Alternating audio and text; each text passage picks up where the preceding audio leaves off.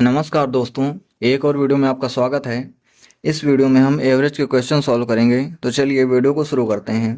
पहला क्वेश्चन हमारे पास लिखा हुआ है, दो संख्याओं का औसत 46 है। तीसरी संख्या को मिलाने पर तीनों संख्याओं का औसत 43 हो जाता है। तो तीसरी संख्या ज्ञात कीजिए।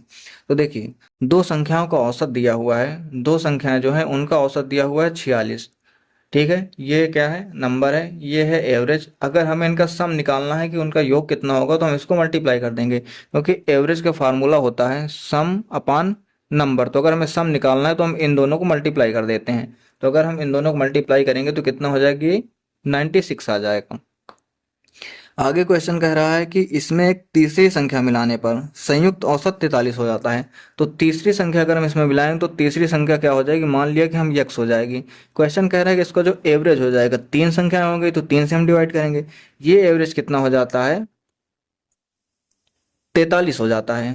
ठीक है, तो इसको हम सॉल्व कर लेंगे।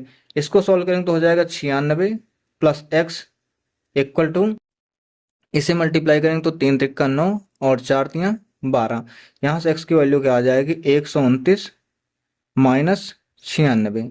तो कितना आ जाएगी, 33 इसकी वैल्यू आ जाएगी x की।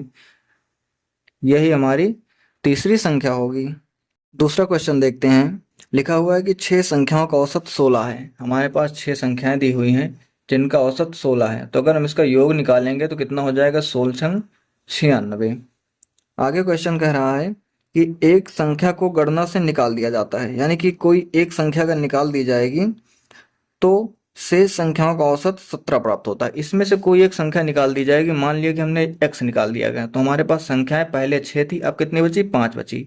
तो इसका औसत क्वेश्चन में दिया होगा कि 17 है।